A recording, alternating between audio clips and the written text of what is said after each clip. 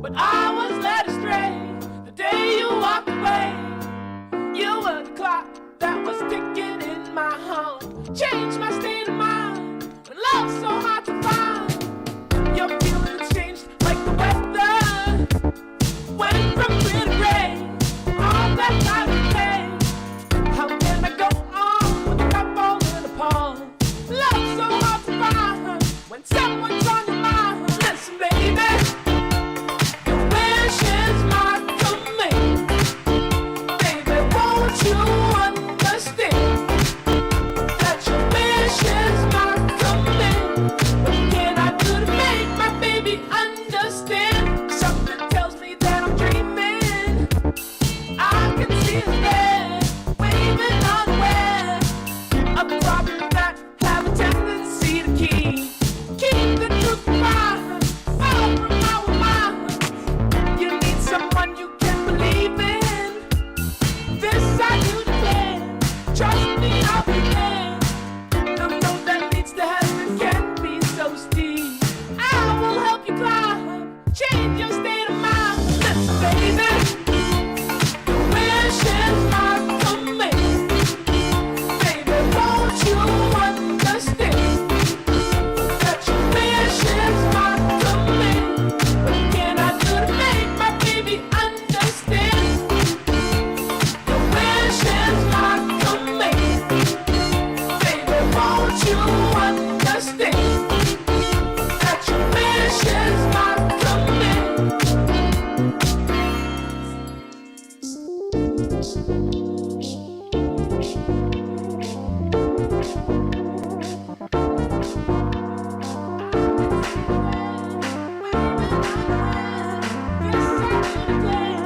Trust me, I'll be there. I can see it there, waving unaware. This I do declare. Trust me, I'll be there. I can see it there, waving unaware. This I do declare. Trust me, I'll be there.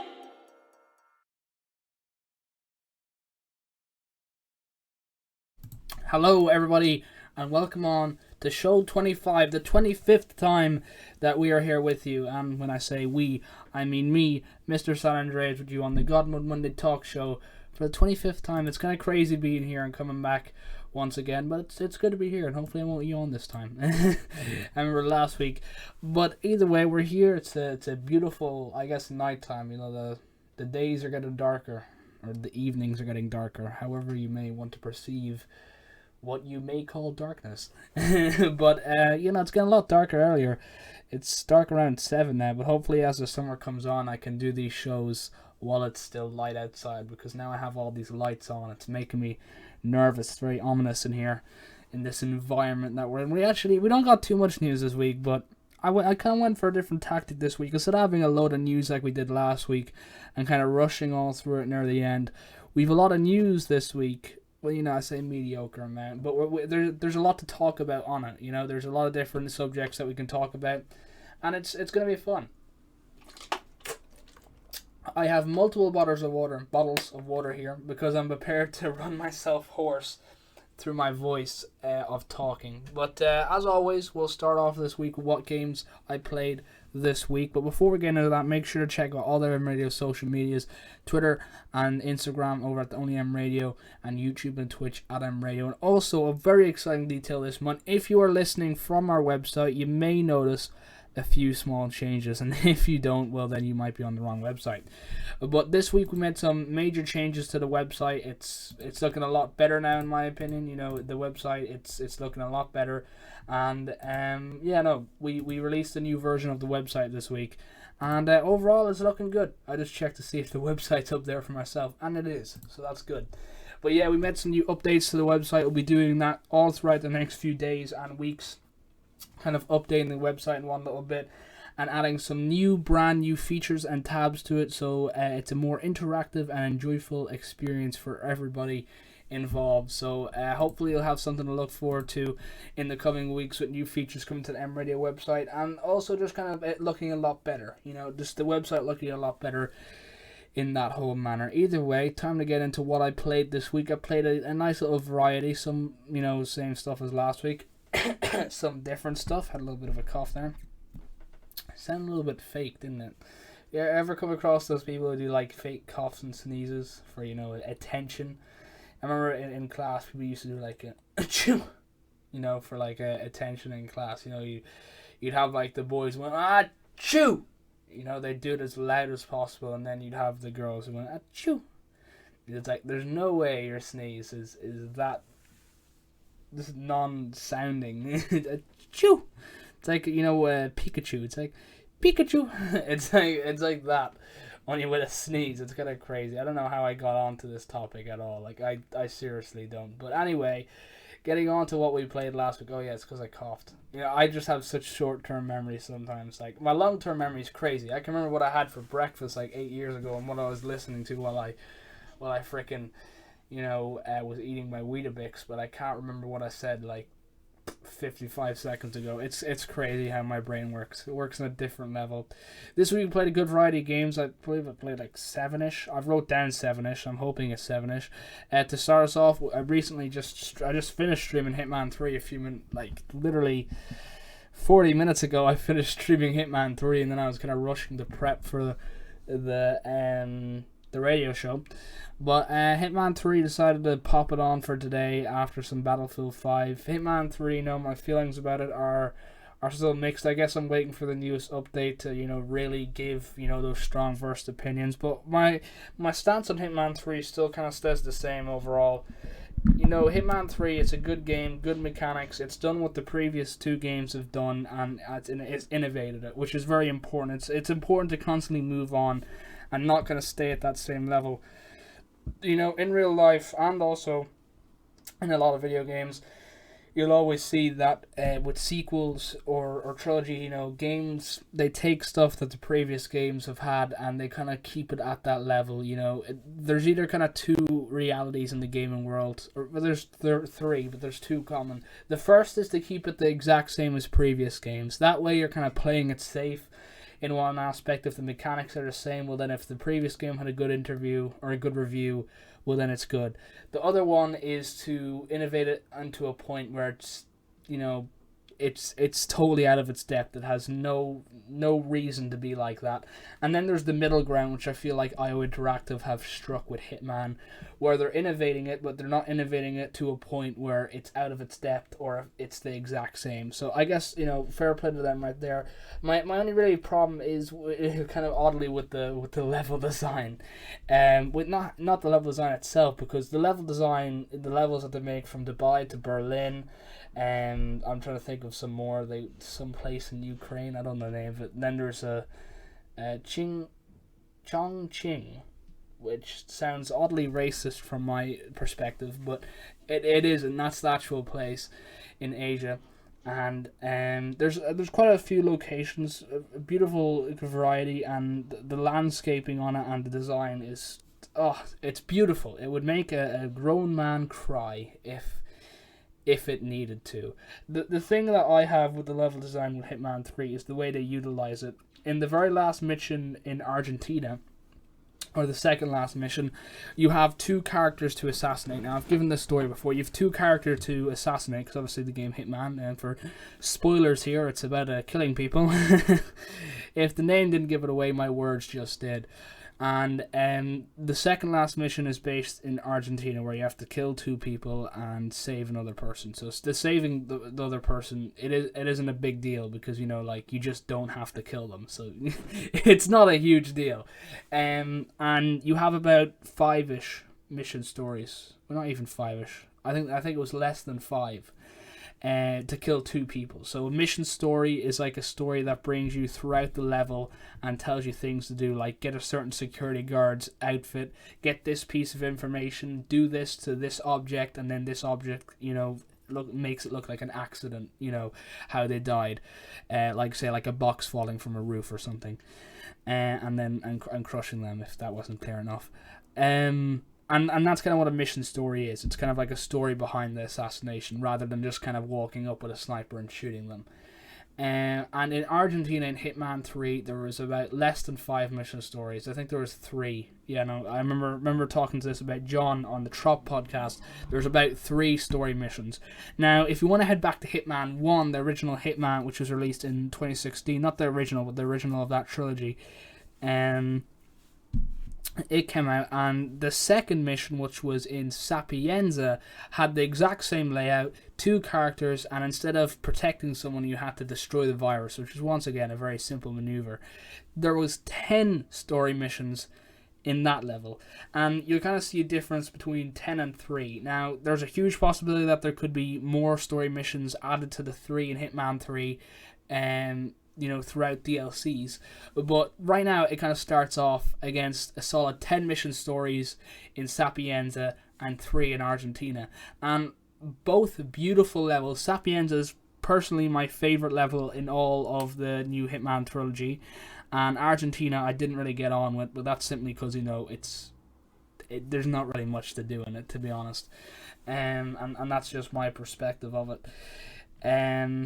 I guess I didn't really get to explore. I've only played it twice, so there's not really much room for exploring. But there's having good level design, which is very, very important, and then utilizing that level design. And I personally feel that Hitman 3 didn't really utilize its level design, which was beautiful. It was fantastic. It just wasn't utilized correctly. Other than that, I do like the Hitman game. It's good. I just don't like the kind of lack of variety that it has. And obviously it's in its early stages.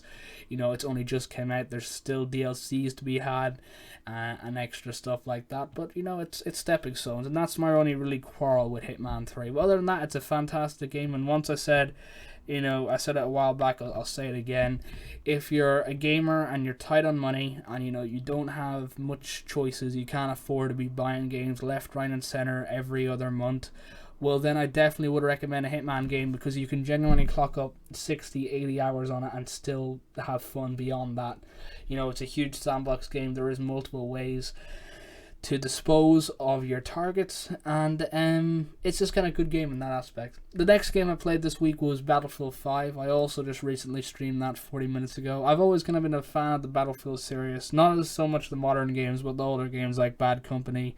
I liked 3, I liked 4, because I've always liked the story behind them. It's kind of one of the reasons why I got hooked on Call of Duty. And I never really liked Call of Duty or Activision for the multiplayer. I couldn't give a damn about multiplayer. My KD does not matter to me. What matters to me is, I love good storytelling. I love telling stories. I love hearing stories.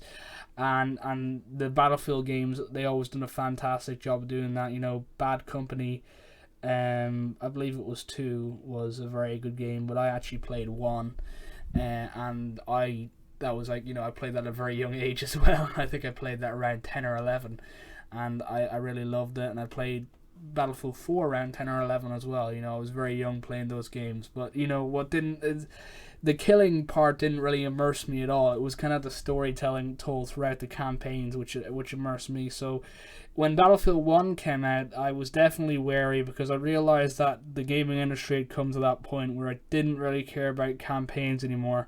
And campaigns weren't these huge, kind of stories that were the main focus of the game. They're like put on the back burner, like zombies were in like the first Black Ops game, and no one really kind of cared about them. They're just kind of an optional feature for the OGs, I guess you could call it that. And I did like Battlefield 1 for the simple fact that I guess I did have fun, with the multiplayer. With my friends. Playing it on my own, I didn't like it, but playing with my friends, it certainly was fun in that aspect, because even if you were getting constantly killed, you just mess around with your friends. And then we came to Battlefield 5. Now, I actually got Battlefield 5 in the open beta for absolutely free. Once again, it was a free open beta, and I enjoyed it. I won't say that I loved it at all. I certainly had some good streaming moments, and at that time I was I was constantly playing Battlefield on the console, so I was very familiar with it. I wasn't actually half bad. Now, having played Battlefield for months, I'm like the rustiest you can get at Battlefield. But yeah, no, I didn't. I liked Battlefield. I enjoyed it. I feel like like's actually too strong a word. I did enjoy Battlefield, but I didn't fall in love with it, because they really just kind of churned out the same as I did with Battlefield 1, only with different maps. You can see that's going for FIFA, you know. You can't just churn out the same game twice. So personally, I never really enjoyed Battlefield 5. I felt like the story was lackluster. You know, there wasn't much detail put into it. You know, sure, it was okay in parts, but I just felt like, you know, that campaigns and stories, especially for first-person shooters, they were really popular in the thousands and 2010s, and now they've just kind of been put on the back burner, it's really sad to see, and now everything's based around multiplayer. Well, yeah, I wouldn't really be spending much money in Battlefield 5, but, you know, I boot it up every once in a while to see what it's like, and I played 50 minutes of it recently. The next game that we played this week is 5M. Not really much of a surprise there. If you're a regular listener to the show, you know I like playing 5M and GTA. It's consistently on what I played this week section. I don't think there's been a week that it hasn't been on there. And once again, it's on there. There's not much really to say about it. I've been playing Twitch RP recently, streaming it, and roleplay. It's fun. Going on to Rugby 20. Last week I said I got Rugby 20, and I literally only played like a few, I think 1 or 2 games at that point when I reported on it last week. This week I have played a few more hours of it, and I'm actually getting a lot better at the game. Sorry about that, I had to take a drink of water. We're only 20 minutes into the show and we're already taking a drink of water. So Rugby 20 once again. It's not a beautiful game. It's definitely not a game that I'd currently go off the... I think the pricing right now is 40 odd quid, which I think is absurd for Rugby 20. It's not a $40 game. It's like a $20 game at best. Rugby 20, it's entertaining because I get to play as the players that I look at quite a lot. Rugby is a huge culture over here in Ireland, especially in the communities that I'm involved with in real life. Rugby is a huge thing, and I guess to play with those players, as Leinster, Munster, Connacht, and in the Six Nations with Ireland, I guess it's cool in that aspect to have the jerseys in the game. But other than that, I wouldn't say it's a fantastic game. The rugby games I've always felt have never been given the time they needed because they've always been churned out by not actual caring developers, but more developers who are more corporation based and who really care about making that money. That's what they care about. I remember I think it was Rugby 19, absolute, I don't know, was it 18 or 19? It was one of them anyway. It was an absolute shit show, okay? And that's for the simple fact that it was rushed too fast. The mechanics were horrible. They didn't have half the licenses for the teams. Player recreation, the player faces, absolutely horrible. Every aspect of the game. I think the only good aspect of the game was, I don't know, the loading screen maybe. It's kind of hard to pick a good aspect of a game like that. And Rugby 20, it does have a lot of good stuff. The game... I guess it works to a certain extent. Sometimes some mechanics, they're like a dog with one leg, I guess. It's cute, but it's not functional. I don't know if that's a thing. A dog with one leg. I presume it might be painful, dragging around the rest of the body. I don't even know how it would work, and it's quite the same with my stance on Rugby 20. Some moments it is a genuinely, I guess, good game to play. But it does get old fast, and the problems, are definitely evident. They're evidently there. But yeah, no, I guess it works fine. Passing works fine half of the time. You don't want to overdo it. Rucks, yeah, sure. I do like the scrum system they have in. It's quite a simplistic system. Kicking, on the other hand, if you're not doing a box kick or just a normal cross kick, it is quite awkward. Now, you might know what box kicks are. They're like when you're kicking out of a ruck, and a cross kick is when you're kicking in open play across the field. Those are probably the two easiest functions to do because, you can just...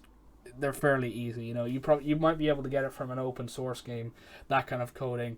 But when it comes to drop kicks and everything, that's where I haven't even completed a drop kick yet, because the way they have the AI and NPCs based is you can drag them in after continuous ruck after ruck after ruck. You can drag them in real slowly, but mostly drop kicks are near impossible to throw off, because once the ball is out of the ruck and into the scrum half's hands, you have to get the ball out there. And really, like, the way I feel at Rugby 20, the only actual way to get proper play time with the ball is if you keep doing ruck after ruck after ruck. Someone's either going to do a high tackle, lose the ball, or you end up going to go backwards because your players are going to run out of energy, and the opposition is going to start tackling you for a loss. The only really way to play is just getting out to the wings as fast as possible and trying to utilize your wingers' energy. And that's why I feel it's very important before you start every game is to have your wingers at like full energy, because the best way to play in Rugby 20 is, you can do the fancy plays, passing left, right, and trying to, knock the wind out of the enemy, but the best way is just to get it out wide. Get it to your wingers and start running. And from there, if you're on the 5-yard line, well then you might be able to do a maul or just continuous hits at them. But yeah, Rugby 20, I might be going a little bit too specific here.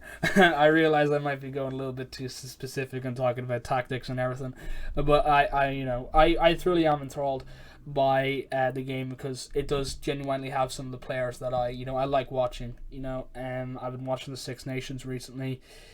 Ireland, I know you're not listening, but please God, start putting in some better performances.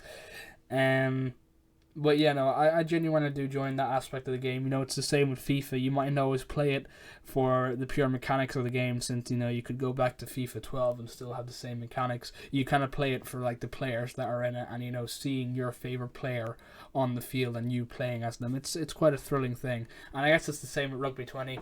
I wouldn't put hours into it. I wouldn't spend $50 on it, or £50 or €50. But it's a mediocre game, and there's definitely room to improve. And I think one of the main things to do right now is maybe stop letting these kind of big name producers who really don't care about anything but money, or publishers actually who really don't care about money, publish these games, and rather get a studio that genuinely has a passion for this kind of stuff and let them make the game from there out, because I feel like that might just be a better route altogether for the rugby games. Anyway, moving on from that, the next game I played was Bus Simulator 20. I believe it was actually 2018. Yeah, I played the 2018 version. I just put 20 down here, but I didn't put the 18. Bus Simulator 2018. The reason why I got this game for free, the reason why I got this game is I just genuinely thought it'd be good crack to play on my YouTube channel. I have no ambitions to play this game further than I'm going to have to, which is a few hours. I've never been really into those kind of simulation games like, Train Simulator or Bus Simulator. I was like when I was a wee little chap who first got the PC when I didn't really know how to use the keyboard properly. And like simulation games, they're very like easy going in one sense. You don't really have to do a lot to get into them at all. You just really have to listen to the instructions given, which, I don't do well in video games, okay? Whether you know me in real life or you know me in video games, I don't take instructions well, okay? I'll listen to a certain point and then I'll just go off and do my own thing, because, that's just the way I'm minded. And that's kind of a very awkward concept to take a handle of. Like, I used to hate going to swimming lessons, but doing swimming on my own was like my favorite thing, because I felt like I could just genuinely learn better on my own. And it's a horrible kind of attitude to get into, and I'm trying to get out of it right now, because you always need to be under the impression that there's more to learn, because that's really how you open yourself to new experiences and evidently learn more. But yeah, I've never been good at taking instructions, so whenever a game tutorial comes up, I just ignore it and do it by myself. And then usually it ends in my favor, because if I have no idea what's going on, I can just complain to stream, and I can actually make some good entertainment out of me just finding frustration in the game. So either way, it works out for me perfectly fine. Bus Simulator 20 was no different. I booted it up for like about 40 minutes just so I could get a little bit of a test trial of what it's going to be like when I'm going to be playing it for my YouTube channel and obviously editing it. I just done this to, check if the game was kind of what I was thinking it was, which was just, something I couldn't take the piss out of, and I'm trying to get some script ideas as well for jokes to tell. But Bus Simulator 2018, if you're into simulator games, if you love buses, well, this is down your street, okay? If you love buses, and especially public transport, my God, will you be you'll be enthralled. You'll be have a new sense of zest for Bus Simulator 2018 because it does do buses very well. I guess I could say that. If I could say one thing about Bus Simulator 2018, it does buses well. And it certainly has a better public transport system than we do in Ireland. And that's saying something because the whole game is based around not having a public transport system and then you building up one. So, that is really saying something. I'm not going to poke fun at our government's public transport system. God love them. God love our government. Either way, before I get into any more passionate comments about our government's public transport system, or our country's to be more exact, we shall move on to the last and final games that I played this week. Football Manager, I booted it up after a very, very long time of not booting it up. No one here knows about my kind of relationship with Football Manager. Now, in real life, I'm a huge football fan. I follow it daily.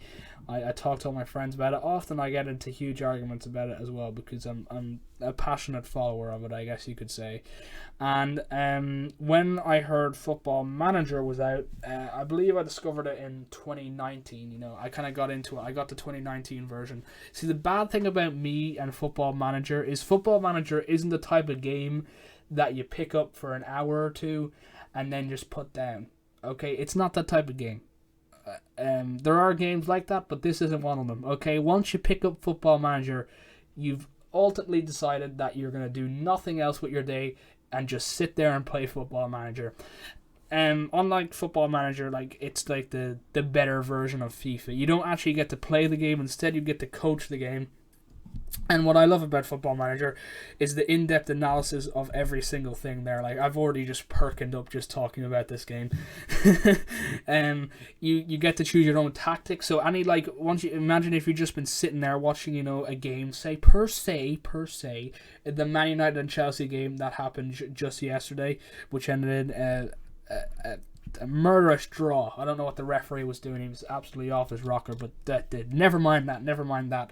So instead of, sitting in front of your TV complaining about, that's a shocking decision by the referee, what is Marcus Rashford doing over there? Callum Adoya, you get him off the field. Instead of just shouting there at the TV and saying that, well, now you can make those decisions with Football Manager. You just load up Football Manager, choose to be the manager of your favourite team or a team in a lower league and manage them and make those decisions. And it really takes it, you get to deal with contract, you get to deal with money, certain regulations, you have to have so many players on the team, they have to be from a certain country, under a certain age, trained at a certain club. And then you have money regulations, which I can't even begin. There's different regulations. Each league has a certain amount that you can spend and that you've had to med income and outcome on. And then, not outcome, really just income. And, there is a max of outcome. There's not a minimum of outcome, but there's definitely a max of outcome. And then a minimum of income.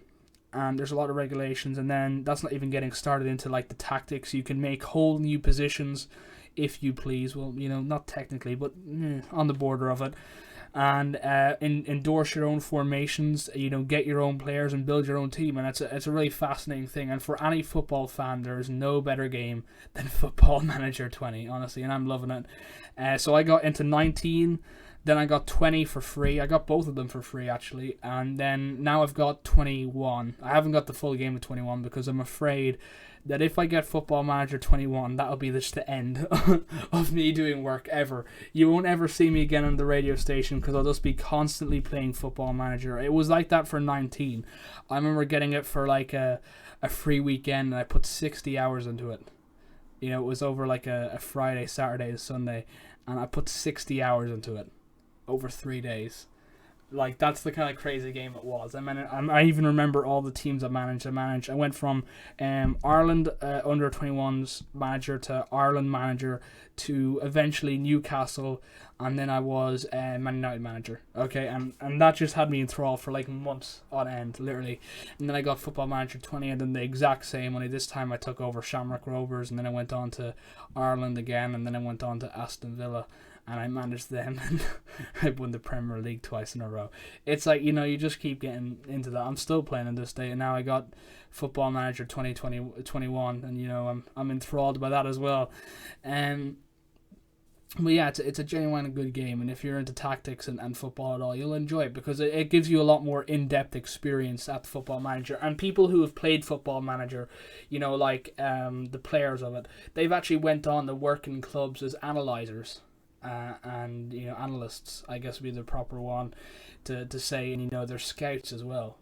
Scouts actually use Football Manager to scout players. That's how good the scout system is in Football Manager, and so that's kind of what the level is up there.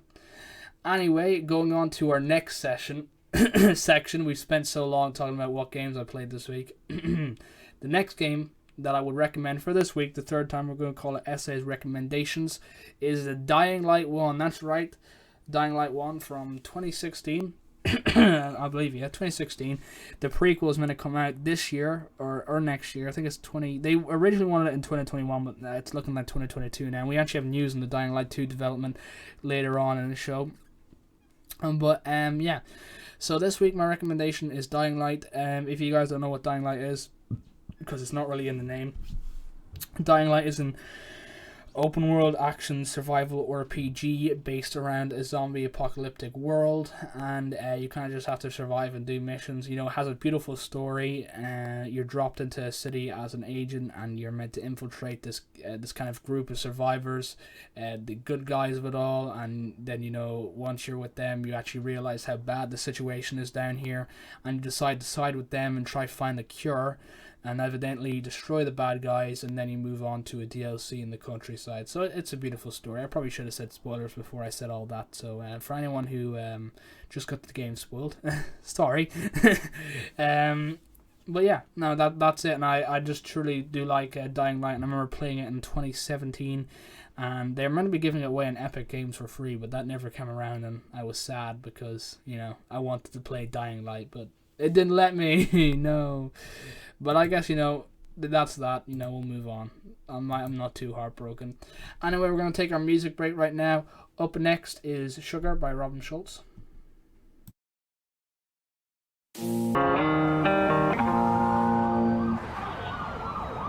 Welcome back. After the break, or the music break, we just had little talks of Monster and Men there, and very, very good song.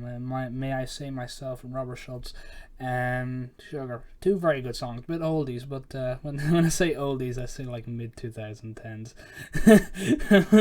I say oldies like 7 years ago. It's not like it's the 80s.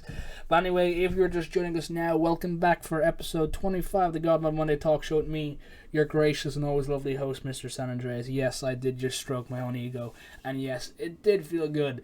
Anyway, we shall be getting to the news for the second half of this show. We only have about 60 minutes left. You know how I do. I just ramble on and on and on. And the second half of the show is usually the informative part, but that's just how it is. So, moving on, the PlayStation Network is down and has been down for about 4 days now. The outage continues to disrupt online games for the PlayStation 5 and other Sony consoles. I'm presuming that isn't also counting the ones from the early 2000s, but you never know. The PlayStation Network sees some games and functionality limited for the 4th day straight. Sony be having some problems out here. What be having? Another thing, in all my years of playing PlayStation, I have been disrupted from playing online games for 4 days straight, so there must be some major problems down at HQ for them there. So personally, my wishes go out to you. But yeah, no, that's just how it is. Some people have problems with servers, and I'm sure this will be fixed in no time. So for any Sony gamers out there who are playing on their PlayStation right now and find themselves smashing their controller against the wall for the 4th straight day, just stay strong, okay? Stay strong. Anyway, this is the news I've been excited to tell all this time, just for weeks. 7 years I have been waiting to tell this news, and it's finally here. 7 goddamn long years, and if that doesn't tell you something about what I'm going to be talking about now, well, I don't know what else I can give you. Someone has figured out how to reduce the GTA Online's load time by 70%. Okay, now it's not like a definite load time, but usually it takes around 2 years to load into an online game for GTA. So cut that down by 70%, you're only waiting a few months at this stage. Okay, so for anybody who doesn't know about the GTA Online loading times. Let me inform you. Now, if you don't know, there's two simple reasons for that. One, you have figured it out and you've just totally denied it since it's so absurd and you do not believe in Harry Potter things existing in our real world. And the second thing is you're living under a rock. Hopefully it is the latter and not the first. But GTA Online load times are just ridiculous. Okay, ridiculously long. And that comes from a fan of the series as well. So, if a fan's saying something about that, imagine what people who hate it are saying. The GitHub user TosterCX, however you might want to say that, TOSTERCX, all one word, no capitals, has uploaded the fixed code. They do warn that it's more of a proof of concept and not intended for casual use. So hopefully this guy, he's proved that it can be done, that Rockstar have let this go on for 7 years. This kind of just shows how much they just don't give a crap about what people say about their game. They're going to do them. And they were also kind enough to provide a breakdown of the entire process. How nice of them. The lengthy load times Toaster CX experiences a 6-minute wait for GTA Online to boot up.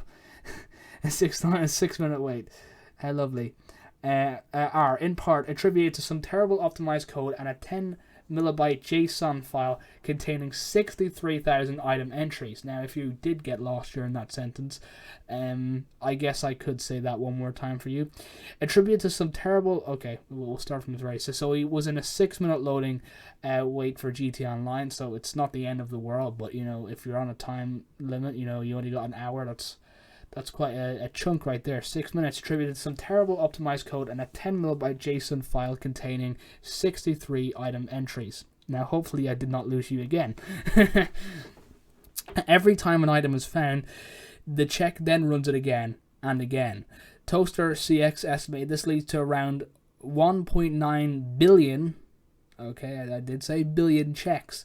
This, along with the fact that the game was only loading from a single core on Toaster CX's CPU, appears to be the biggest bottlenecks. But after a couple of fixes that optimized the code, Toaster CX was able to reduce the load time to more digestible 1 minute and 50 seconds, a 69.4% improvement on the original time of 6 minutes.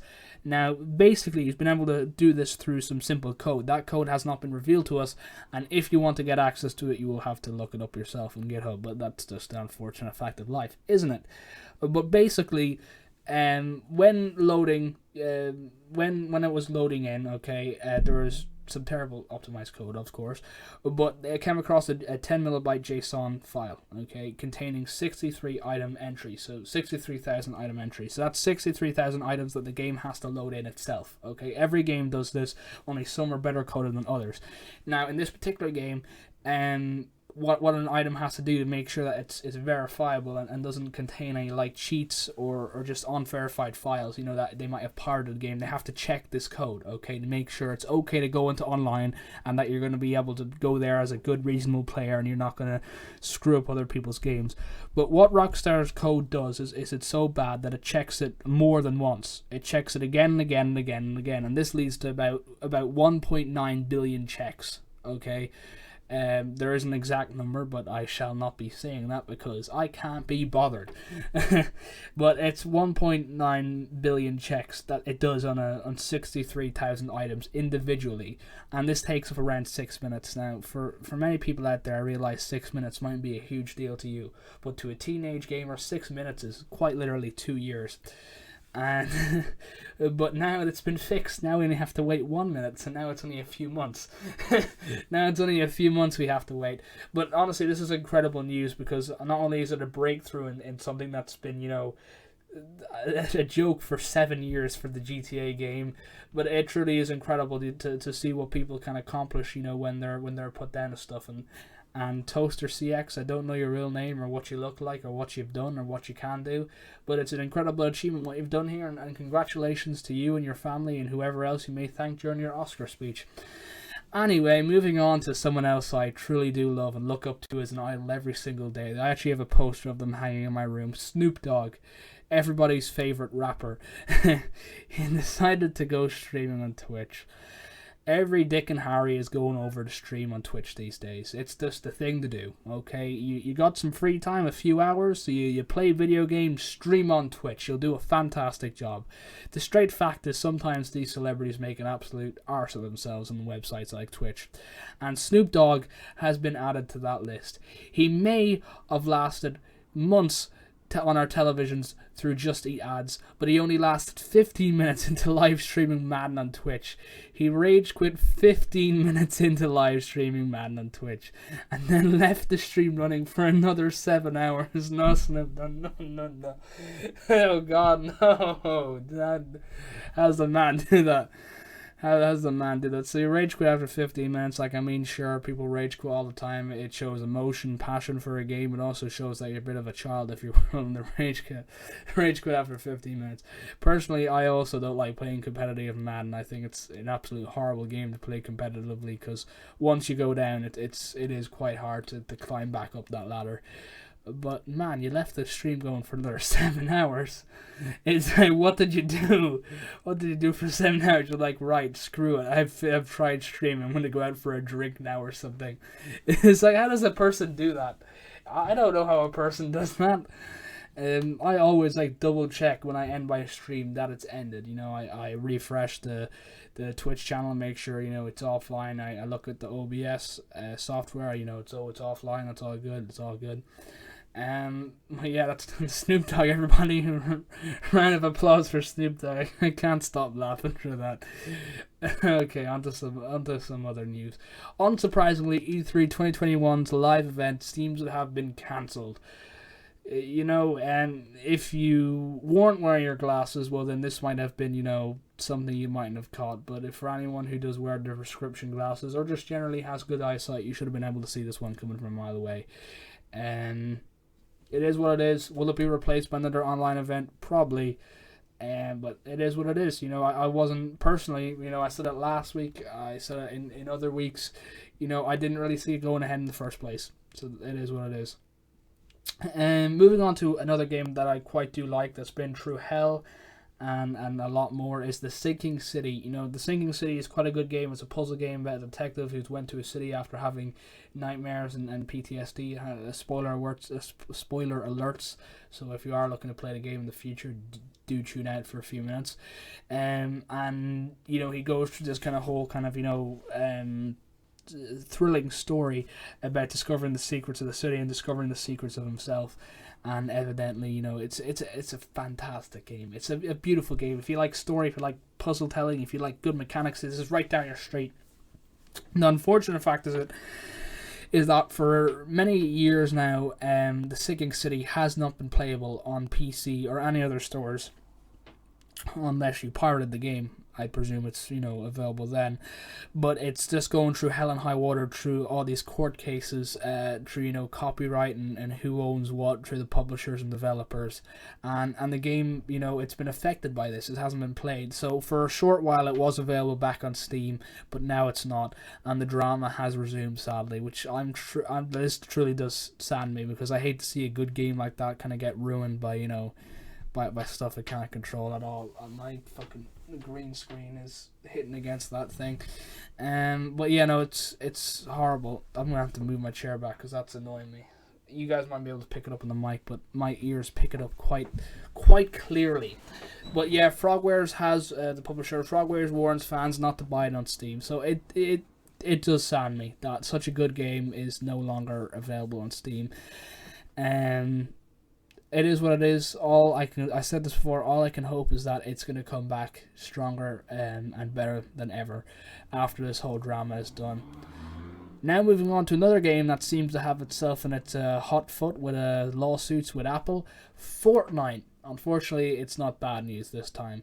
It's doing another crossover with the Batman comic series in the next few fortnights. Hey, I hate that pun. You know, it'll be doing a crossover with Batman, so you'll be able to play as Batman in the game. I swear they've already done a crossover with Batman, haven't they? I remember, like, in Tilted Towers, you know, you had, like, a grapple gun with Batman or, like, a wingsuit. I swear they've already done something with Batman. I mean, you know, they know with Joker, Batman. at this point, I just, the only time I really play Fortnite is with my buddies. When they say, hey, 80% on us, hey, Mr. San Andreas, or whatever they may be calling me at that certain time. I go by a lot of different names. I'm an undercover agent for the CIA. It's how I work. And they'll say, just pop on Fortnite. And what am I going to say? It's like, sorry, boys, I know I'm in this call with you, and I've made it evidently clear that I have nothing to do at this certain time. I'm just going to say no, you might as well just pop on it. And I have been playing it more recently, but I'm not a fan of the community that surrounds the game, since, it's toxic, it's immature, it's irresponsible, and it's full of kids. And the streamers that do play it are also childish minds who, once they get themselves in drama, do not know what to do with it. But that is a conversation for another day. The game itself, it can be entertaining. It truly can be an entertaining game, and it's just horrible that the community that surrounds it. That's a video I'd be interested in doing. How a community can ruin a game. But hey, it is what it is, and we'll be doing a crossover with Batman. So if you like saying, I'm trying to think of like a Batman phrase right now. I'm trying to think of a Batman phrase like right now. I got like one on the tip of my tongue. It's like, I am the hero that Gotham needs but not wants. I am the hero that Batman needs but not wants. Or Gotham needs. I can't say it. I cannot think of a single... I can think of an Alfred. I can think of Alfred, the goddamn servant. I can think of his name, his quotes, but I can't think of any Batman quotes right now. My brain's letting me down, my membrane.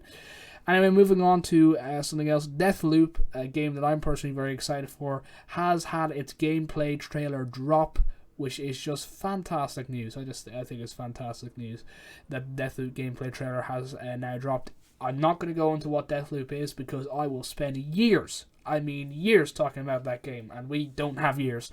We have news to get through. But Deathloop, a very good game, and if you're interested in the game at all, I just go into YouTube right now and look up Deathloop. Capital D, no space between the death and the loop. Very good game, yeah, but by Bethesda actually, which is interesting because we have some news on Bethesda later on. A US politician pitches a fresh new idea that has not been thought of in the past. Ban Grand Theft Auto. Banning Grand Theft Auto has always been in American politics. It has always been in American politics. There has been politicians who've literally killed their careers trying to ban Grand Theft Auto. A bill proposing a ban on GTA and other violent video games was prompted by a rise of carjackings in and around Chicago. Now, when I saw this topic on my little preparing sheet that I'd done myself, so I came across the topic myself, I was like, I'm going to have a field day with this topic, honestly, because I grew up actually reading a book all about the history of GTA, and I learned about, Jack Taylor, who was like a US politician and lawyer who spent years trying to get GTA banned, and now he resides in Florida as like a crazy old man. Those types of people, the crazy old men. There's the genuinely there's the wise old men, the crazy old men, and then there's just the old men who are extras in movies. That's how the world works, trust me. But yeah, no, I was like, I'm gonna have the field day with this because it's kind of everyone's solution, isn't it? The go-to solution. Shit goes bad and people are playing video games, blame the video games. It's much like the old age debacle, the debacle that every child has come across. They're doing bad in school. Well, then the parents instantly say, well, if you weren't playing so many damn video games, it wouldn't be happening like this. I actually have a friend whose parents said that a few weeks ago, and they come to me and they're like, hey person, and they said, hey person, I don't want to give away my name. They said, hey person, and they're like, guess what my mom said is like, if you weren't playing your online games so much, you'd be getting better grades. It's kind of hilarious just to think of that. And how everyone's kind of go-to solutions is to blame the video games. I mean, it wouldn't shock me. It honestly would not shock me if GTA did influence some of those carjackings. But I think there's a lot more reasonable answer. There has been things in the past where there's been cases where kids have played GTA and then they've went and done, atrocity acts. I believe there was one where two brothers committed a Grand Theft Auto on the highway and were responsible for injuring multiple people. They actually had a rifle with them as well. Once they got GTA and they started playing it, it's very easy to blame a game like that. But I don't think the solution should be the ban Grand Theft Auto. Like, really, what's that going to do? That's just really going to push demand up for it. It's like, oh my god, this game is banned. It's like, it's, once again, let me use another reference here. Your friend has went over to America, and then they proceed to invite you and some other people over to their house. What do they produce? They produce this American sweet, okay? Because people... well, they're also, happy with what they have over here. It's always fascinating for them to have something that they don't really have regular access to, or sometimes it is even banned in some cases. People love fireworks, but, a lot of fireworks are actually banned. And really, I just think banning Grand Theft Auto 5 will push it through the roof. It's like, you hear about this game that's banned, like, bro, it's like savage. It's like, it's banned in the US. And like, that kind of just pushes the game up. Sure, it might affect some long-term monthly sales, but that'll just push the popularity up. What you really need to do in that case is sort your shit out, get some better law enforcement around. You don't just, it's very simplistic, and it actually surprises me that... wait, no, it doesn't surprise me that politician's a politician. Politicians can be that daft, but, this is not a politician show. This is not about politics. But yeah, no, there was a bill proposing a ban on Grand Theft Auto, and, it's in the name, stealing cars, but... I feel like Chicago is not a peaceful place. Chicago has a reputation for being crime-ridden, and I don't think the answer is to ban a video game. The answer is to maybe put some more funding into your law enforcement department instead of cutbacks, like you usually do. This is a very tough time for a lot of families.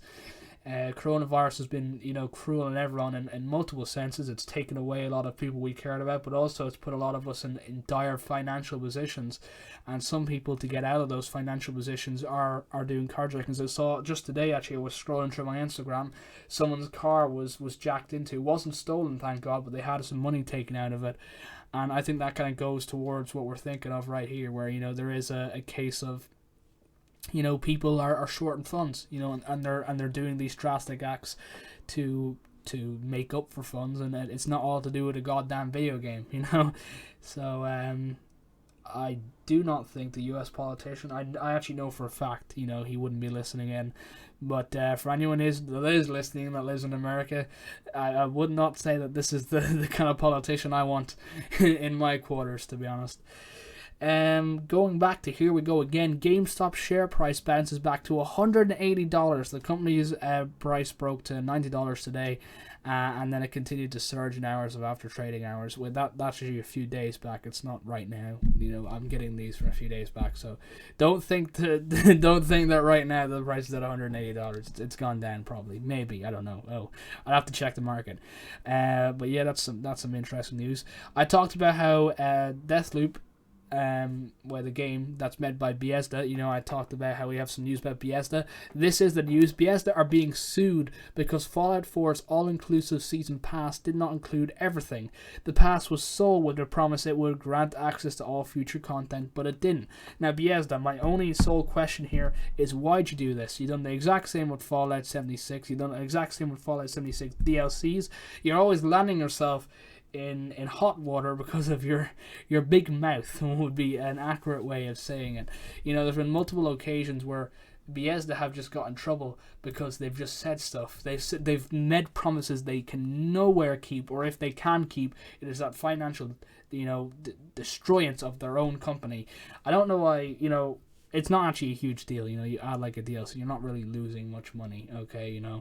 Maybe that price that jack up the season pass a little bit, but I don't feel any remorse here. Bethesda, they've shown that they're not the smartest of the, they're not the sharpest tools in the shed. They're actually quite dull, to be honest, and then that's my personal opinion. Like, heck, you've made a few good games, but get some business sense, chap, into you. Jesus Christ. This is not the, like, Bethesda, I think right now there's multiple suits going on with them to do with the Fallout series alone. I don't know why they keep doing it, because clearly they just can't do it anymore. They're incompetent. But yeah, hopefully whoever's suing them gets a a good bit of money. That's my own kind of perspective, and I don't think it's a thing to sue over at all. Unless you're spending a few hundred on the inclusive pass, recompensation, sure, but I feel like suing something over something that minimal, bit of a dickhead move. But hey, some people need the money in their life to stay, I guess, their head above water. Some people, money is more important than happiness, and you know what? To those people, good luck. Good luck chasing the money. To be honest, this suit mightn't even work out. Sure, false advertising. It's not new that Bethesda are new. It's not a new thing to them, but I'm sure they'll get past it. Their lawyers are probably fairly well versed in this by now. Either way, I think both sides are a bit in the wrong. Obviously, Bethesda, them being them, not the sharpest tool in the shed, being wrong. And then the person suing them, I feel like it's a fair. It's just shitty to do. Why are you suing them over an inclusive season pass, mate? The worst you can do is an angry email to them saying, listen, give us a few buckaroos here. You screwed us over. Maybe making a big fact about it in, a Reddit forum or something. But I just feel like suing them, I don't really see how it can even hold. I don't see how it can hold. It's false advertising, but false advertising is everywhere these days. It's not a huge thing. Even when people are called out about it, it doesn't really go far. Well, that's just my perspective on it. Lastly, to finish off our news this week, we're going to be going back to what I recommended this week, only we're going to be going on to the prequel of Dying Light 2. The development of Dying Light 2 has been, and I quote, total chaos, unquote, according to reports. Multiple sources say CEO Paul Marchuka's autocratic style has slowed the game's development. Now, this is just not what you want to hear at all. I feel like when reports are coming out about this, now we were reaffirmed at the start of the year that Dying Light 2 is still on track. But hearing things like that, like how the CEO's style has slowed down the game's development, not good. Not good at all. I'm really looking forward to Dying Light 2 because it offers so many features that I think will just innovate the industry and really put it on to another level of, high standards and just generally what we can do. And if this is the case, which, this is like the beginning of the end, is the way I see it. Usually when you have multiple reports coming out saying it's total chaos and that the CEO's style is slowing down the game, or has slowed it down. Now, I did just notice that it's in the past presence. I don't know if that's unintentional, or usually, when has, it might mean that it did in the past, but now it might be doing something different with it. I don't know. We need someone to confirm this. But yeah, no, that's not good at all. And usually I see that as the beginning of the end for such a game, because usually when you have reports coming out about a CEO, especially on a game that's, it's not exactly new to bad reports. There has been a lot of bad reports of head designers, head writers getting booted off the team. That's not good, and I really don't want that to happen with Dying Light, because it truly is. It's going to be a good game. If you just look at the trailers that have already dropped. But that's going to be all from us tonight, everybody. That's sad. Yeah, I know. I can't hear you or see you right now, but I can tell that you are crying in the background. You're saying, why did it have to end? Either way, it's been an absolute pleasure for me being here, Mr. San Andres, bringing you all this news. Today was actually, I genuinely enjoyed today's episode. I just got to talk a lot. So, what's bad about that? For anyone who knows me, they know I like talking. I'm a talker, okay? Conversationalist. Either way, it's been an absolute pleasure being here for the last hour and 10 minutes. And hopefully next week, we'll have some more stuff to talk about. If you haven't already, make sure to check out all the Mradio social medias. Instagram and Twitter at Mradio, and YouTube and Twitch at Mradio. And also make sure to check out all the new features on our brand new, spanking new website, which there'll be more things happening to it later on in the coming weeks. Anyway, I'm Mr. San Andres, and I bid you adieu with a song that I actually just found today, which everybody wants to be famous by, Super Organism. Organism. God damn it. I found these guys a while ago when I was actually playing FIFA, called Something for Your Mind, a very good song of theirs. But this is Everybody Wants to Be Famous. So enjoy and stay safe.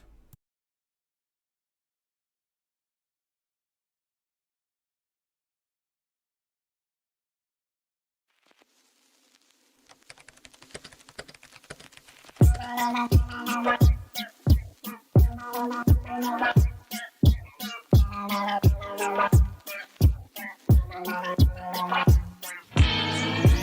like a boss and staring at the stars. It doesn't matter the cost, 'cause everybody wants to be famous. I'm calling the shots, so see you over a Mars. It doesn't matter the cost, seems like everybody wants to be. I think it could be me. The world's too small for me. My face up in your face. My face on every screen.